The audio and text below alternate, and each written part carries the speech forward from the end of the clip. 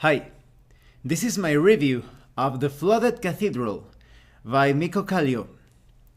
This is the third part of the adventure path Ruins of Azlant. This adventure starts with the aftermath of what happened during the big fire and the replacement of villagers in part 2, and it starts to reveal more and more about the true face of the enemy, the true threat that has been oppressing Talmandor's bounty. Now let's talk about the quality of the PDF. Oh, and before I forget, if you haven't seen my review of part 1 and 2, I'm going to put the links in the description below, so I recommend that you check those out. However, keep in mind that those reviews and this review will contain spoilers. So I recommend you watch those parts first, otherwise this review may not make too much sense when it comes to the plotline. When you purchase the Flooded Cathedral, you get two files. That is the adventure file, but also a set of maps. And just take a look at them. They offer so much variety when it comes to the encounters. You can turn the map tags on and off, and the grid as well. So you can present these maps to your players in whatever way that you like. And as you can see, there are some areas that will feature underwater encounters. So expect some unusual or particular challenges concerning those key areas. And when it comes to the adventure file, it's well organized and written. I'm surprised that even though they have added and changed others, there is a lot of consistency when it comes to the adventure path as a whole, at least concerning the first 3 parts that I have looked into. The document is also fully bookmarked, so it's going to be quite easy for you to move through the entire PDF. The graphic design and the illustrations are quite beautiful as well, so the quality is top-notch.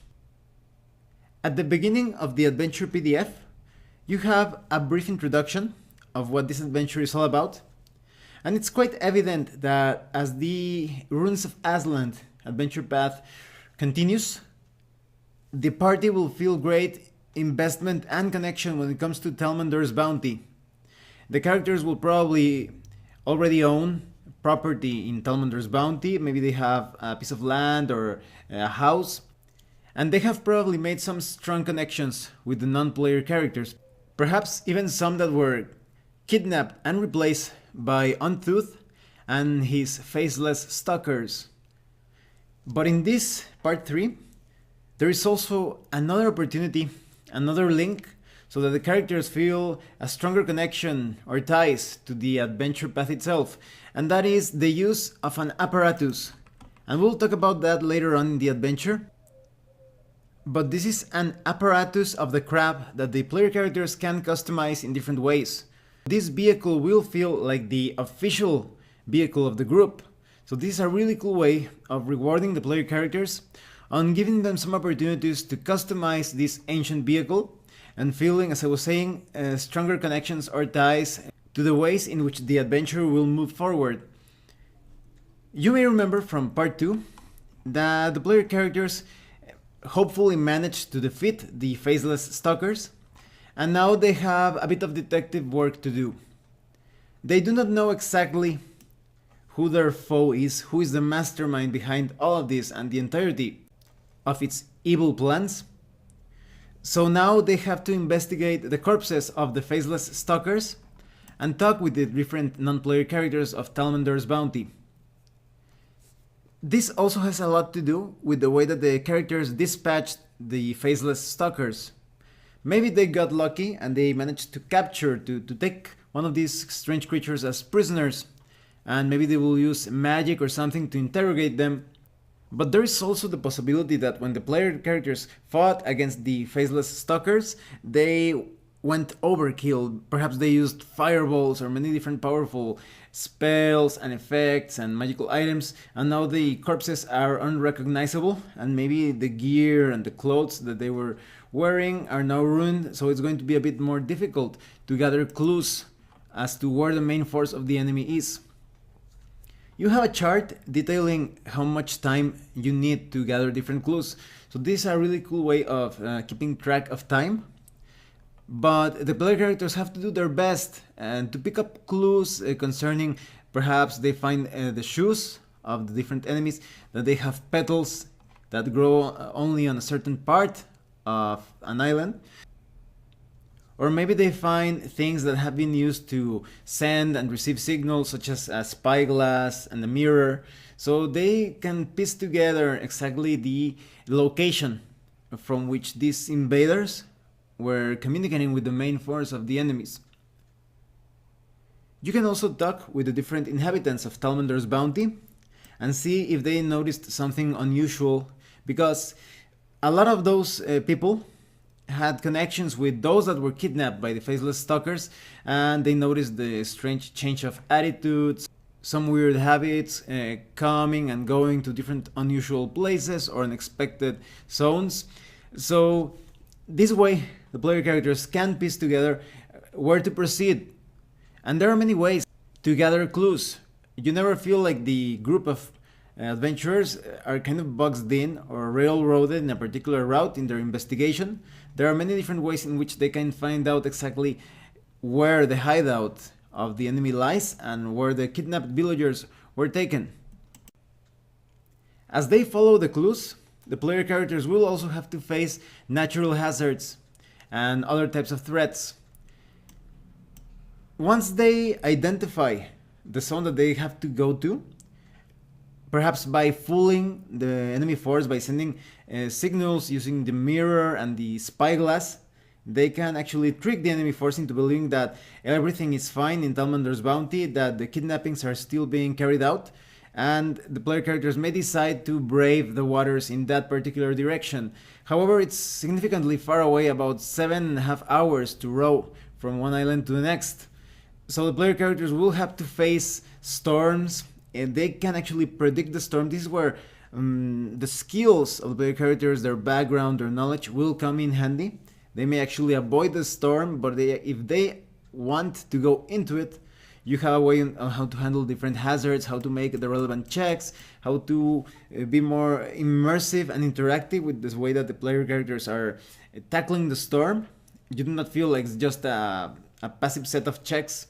Here, the poor visibility, how the characters will withstand the giant waves, and trying to outrun the storm, all of that will be taken into consideration. So it's a really cool way of role-playing the storm and having the ideas of the players flow through their interpretation of how the characters handle the situations. Even if the player characters manage to overcome the storm, they will have to survive an encounter with globsters.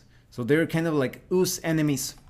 So there are different natural threats, not only related to the kidnapping group, but also anything that they find while exploring the island of Sanastan. There are different overland encounters. They may bump into hollows, that is a variation of wraiths, or even giant bees. Later on, as the player characters investigate the different ancient buildings or structures, they will see that bees were featured quite prominently in the Azlanti Empire. They may also find more oozes, until they eventually reach the watchtower of Sanastan. This is the place that the Faceless Stalkers were using to send and receive signals. Now, depending on how the characters manage to trick the Faceless Stalkers from afar with the mirror and the spyglass, Untooth, the leader of the Faceless Stalkers, may have prepared some nasty surprises for the player characters, including Karnax, a giant mimic slayer. Later on, a more diplomatic touch may come in handy when the player characters encounter 4 Warwood archers. They have their own interests, they are not related to Untooth and his group, and they may actually find some information from them if they give them what they want, or if they present themselves as non-threatening. It all depends on how you want to handle the situation, but there is also the possibility of combat, so keep that in mind. As the characters make their way through, for example, the Twisted Cavern, the player characters will have to survive an encounter with an amorphous dire rat and chaos beasts. The player characters may also make their way inside the Wheels of Heaven. Now this is an observatory, an example of how the Azlanti combine technology and magic, particularly technology related to ion stones.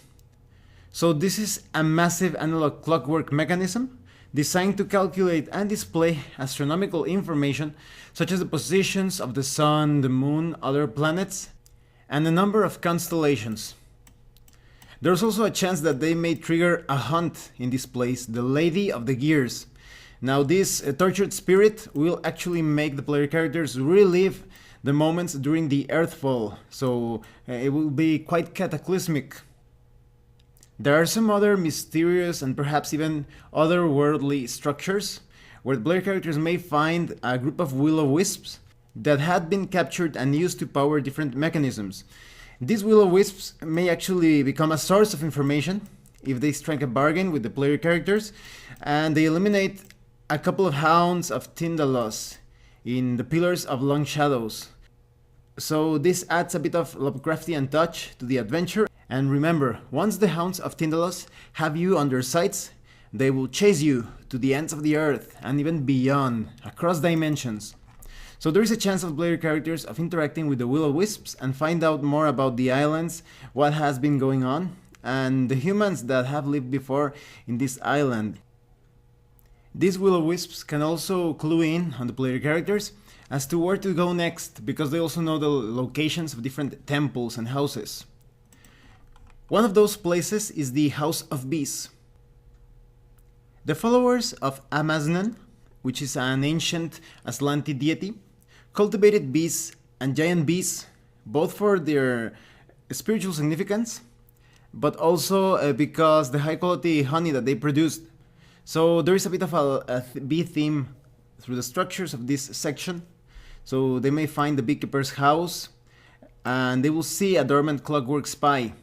It is possible for player characters to use this clockwork spy to their advantage, but it's also a sort of an alarm. If they are not careful, this clockwork spy will enter a particular pattern or program that will give away the location of player characters in the island. That is, Untooth will be aware that there are hostile forces near his hideout.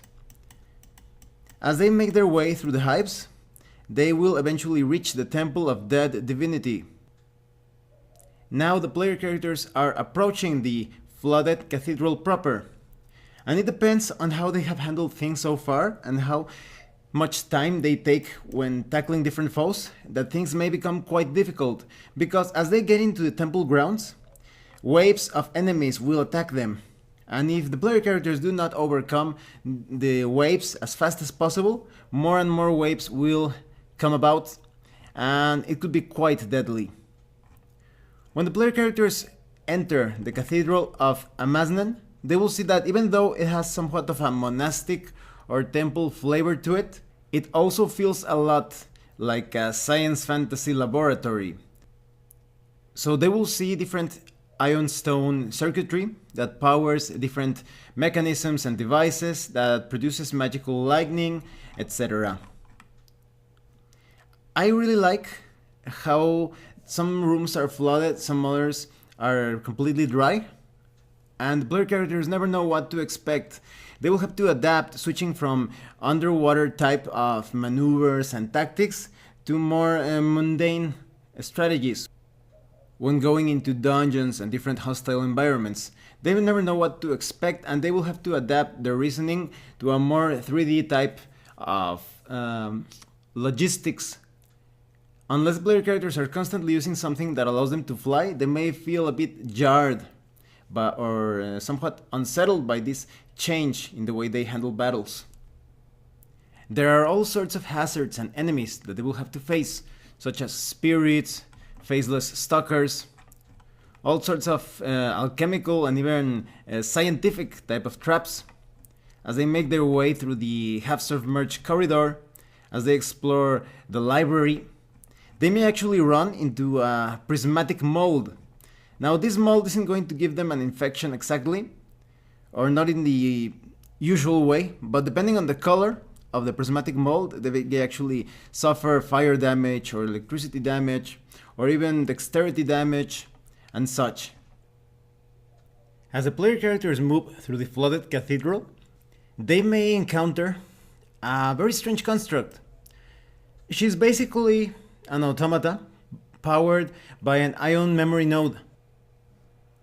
So she can actually talk, her personality is female, and she has intelligence and memories.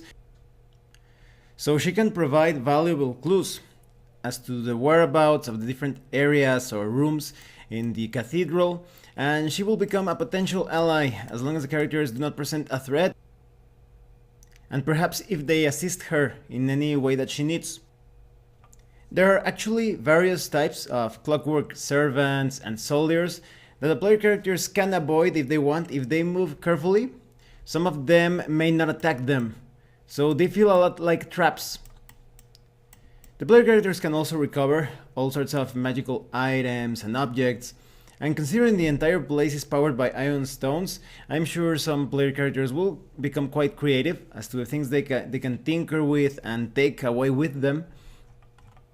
So as I was saying, despite the monastic feel of the entire area, it feels really sci-fi, or science fantasy more appropriately.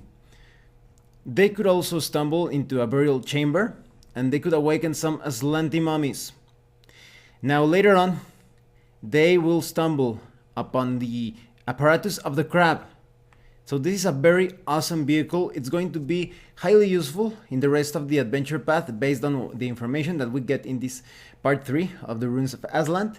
And you can customize it however you want. Even larger groups, perhaps 8 adventurers, can make some, 6 or 8 adventurers can make some modifications so that they all fit in there. They can also arm this apparatus with weapons. So it's going to be really cool to make this sort of companion to the party. As the player characters keep on going, they will have to fight different types of scum, and even Wat, who is a male scum alchemist vivisectionist. On the different rooms that feel more like proper laboratories, there is a chance for the alchemists of the party to find some interesting discoveries. They could develop air lungs or gills or webbed extremities, a wet coat, and they will be quite useful because this entire adventure path has many underwater moments.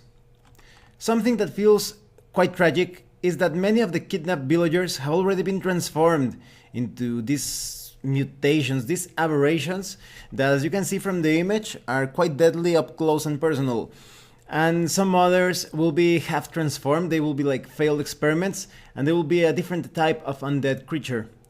Although you can find a few survivors that can give you some clues as to what is going on, and one of them is an elf that belongs to a faction that protects the secrets of the Azlanti Empire, quite fanatically so, and they have also been opposing the threat produced by Ohimwa. When the characters finally confront Untooth, which in this case could be considered the second in command next to Ohimwa, the only reason why Untooth is working with Ohimwa is because Ohimwa is much more powerful than Untooth. So they have come to an agreement, and Untooth will use all sorts of illusions, tactical and strategical advantages when fighting against the player characters. So as expected of an Aboleth, you will not have an easy time. If the player characters manage to defeat Untooth and gather enough information and clues, and based on the information that they got from the elf known as Nieran Kodali, the player characters may decide to go to an underwater city. This is their next stop, the city in the deep, and this is the part 4 in the Ruins of Azlant adventure path, and I will be reviewing that part later on in March. At the end of the document, you will find information on different non-player characters that the party may encounter through the entire adventure, and some of them, of course, they will encounter because they are the villains. You also have information on the gods of ancient Azlant. So we want to create a character that maybe retakes one of those ancient faiths or teachings. You have all the information of the different Azlanti pantheon. You have the names of the deities, their alignments, their areas of concern, domains, and favored weapons. So everything is right here. So this is very useful and goes beyond the scope of this adventure, because now you will have a reference when you want to create a cleric or perhaps a paladin dedicated to any of these powers for your party of adventurers or the villains that they will encounter. Everything is right here, very well organized and handy. You also have information detailing the ecology of the clockwork, the creation, the design, the organization, how iron stones work into the equation of the creation of clockworks, the presence of clockworks in Golarion, even how to build them or modify them. You have information on the clockwork subtype, building new clockworks with different augmentations, like self-destruction, repair clockwork, or maybe it's proficient at something. You also have a complete bestiary with a table of Senastan encounters. If you want to have more adventures and encounters around this zone, this bestiary and the table of encounters will completely support that.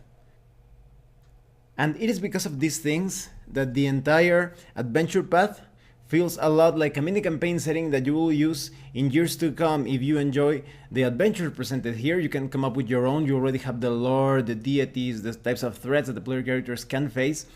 So that's excellent. Let me tell you what I think of this part 3 of the Ruins of Azlant, which is the Flooded Cathedral. I highly recommend that you continue this adventure path with this part 3. I like it how with each part of the Ruins of Azlant adventure path, the connection between the characters and Talmander's bounty and the islands solidifies, because now they have more allies and enemies. Now they have a new vehicle, the apparatus of the crab. I also like the change of pace. Part 1 was quite focused on investigation. Part 2 had a lot of side quests and the characters got to enjoy a bit of life in Talmander's bounty. And part 3, even though it starts with a bit of detective work, there's a lot of action and combat and exploration and navigation of the hostile environments both outside and inside the Flooded Cathedral. So I think that most groups will enjoy the change of pace from one part to another. So now I wonder what we will find in part 4 of the adventure path Ruins of Azlant. So I hope you will join me in a few weeks when I get to review the part 4 of the Ruins of Azlant. Well, thanks for watching my review. If you have any comments or questions, please let me know. See you later.